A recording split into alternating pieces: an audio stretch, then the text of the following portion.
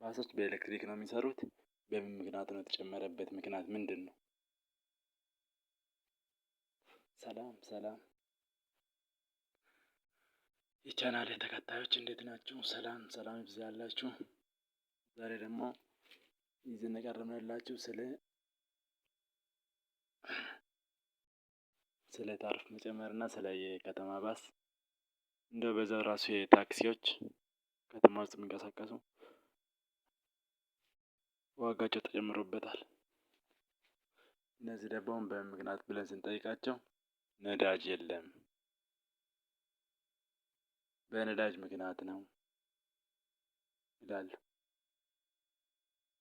እንግዲህ ነዳጅ እንዳየን ነው አይተናል። የለም ነዳጅ ያው የቆሙ ነው። በየቶታሉ መኪና እኮ በጣም ቆሟል። መስመር ሁላ ዘግቷል።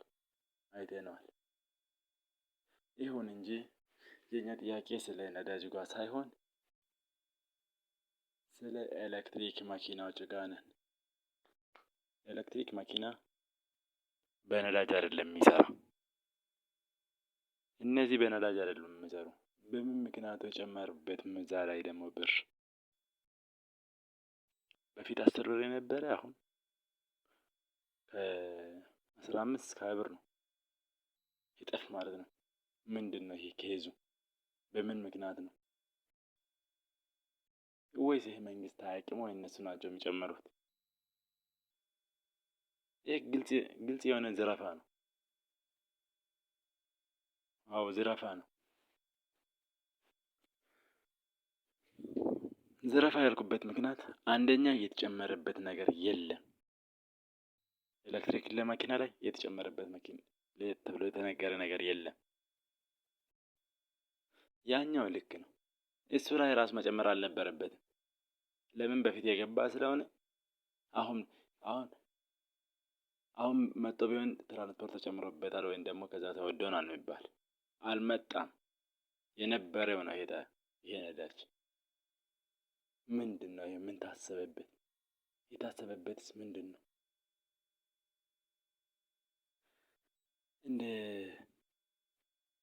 እንደማንም እንደ ሰውኛ ብናስብ እንደዛ አይደረግም። አሁን አንድ ሰው ጠዋት በቀን እኮ አንድ የከተማ ባስ ማለት እኮ ለህዝቡ እንዲያገለግል እኮ ነው።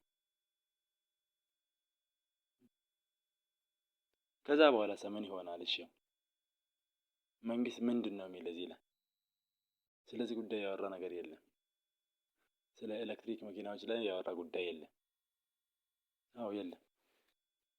ሜይቢ እናንተ ሰምታችሁ ሊሆን ይችላል። እኔ ግን አልሰማሁትም። ስከታተል ነበርኩ ግን አልሰማሁትም። ይህ ነገር ምንድነው? ከተማ ባስ ሲመጣ በህዝቡ እንዲያመላልስ ነው። በኤሌክትሪክ ማለት ነው፣ በማብራት። ግን ማብራት ላይ የተጨመረ ነገር የለም። የተጨመረ ቢሆን ራሱ ነዳጅ ነው። ነዳጅ ደግሞ እየገባ አይደለም። የነበረ ነው ነዳጁ። ይሄ ነገር ምንድነው?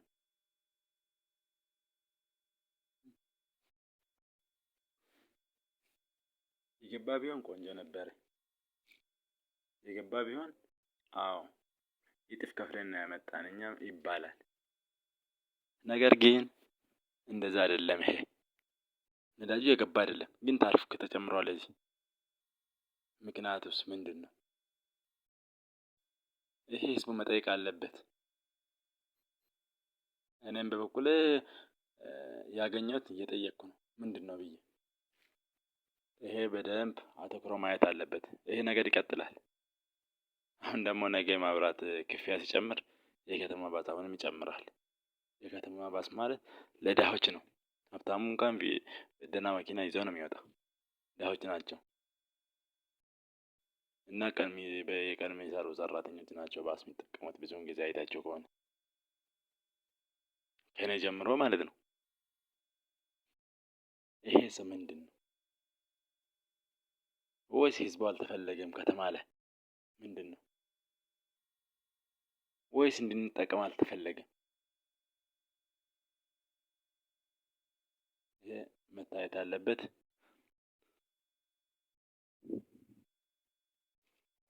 መታየት አለበት። ስለ ክፍያው አናጋሪ ሲሆን ከ10 ብር የነበረው ወደ 15 እስከ 15 የነበረው ከ20 ብር እስከ 25 20 ብር የነበረ በስራስ የሚገርማቸው 25 ብር ነው የገባው። 25 እስከ 30 ታክሲዎች እጥፍ የጨመሩ ነው። ታክሲዎች እጥፍ የጨመሩ ነው። እጥፍ የጨመሩ ነው በጣም። ያው እንግዲህ እዛ እንደም ይላሉ። በቃ እዛ እንደደረሱ ደግሞ ከዛ እየጫኑ ያቆራረጡ ዘላቂ አይጭኑም። ታክሲዎች ራሱ ዘላቂ የጫኑ አይደለም። ይሄ ደግሞ የትራፊክ ችግር ነው ይሁን የስምሪት ችግር ነው ይሁን እሱን አላወቅንም። ይሄ መታየት አለበት። እስቲ ከሰፈራችሁ ተነስታችሁ ወደ ሌላ ሰፈር ስትሄዱ ታክሲዎች መጀመሪያ የሚጠሩበት ቦታ ሳይሆን መሄዱ እኮ ይሄዳሉ። ጨምረህ እንድትሄድ እኮ ነው የተፈለገ።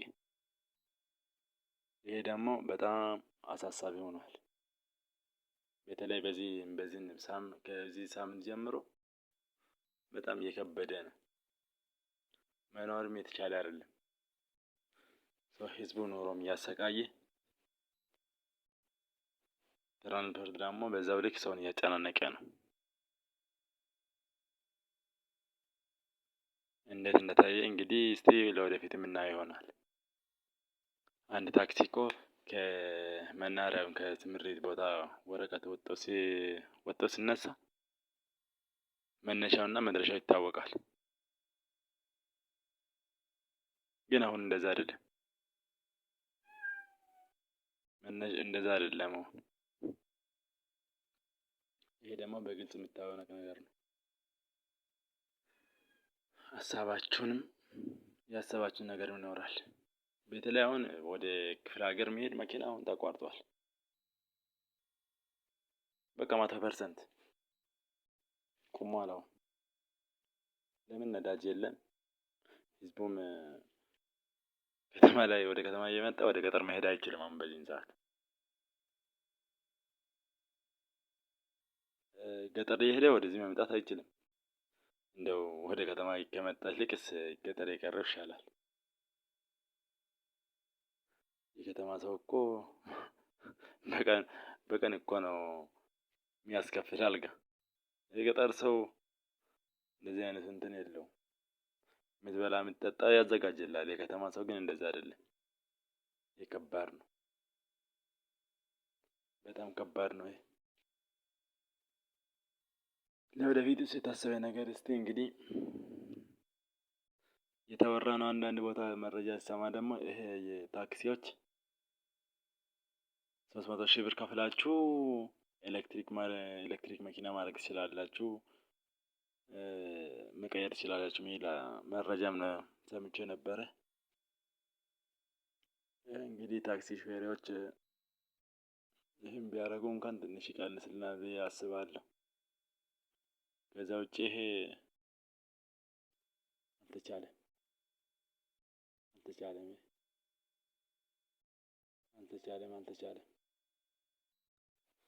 እና እንደዛው ነው እንግዲህ አከብራችኋለሁ።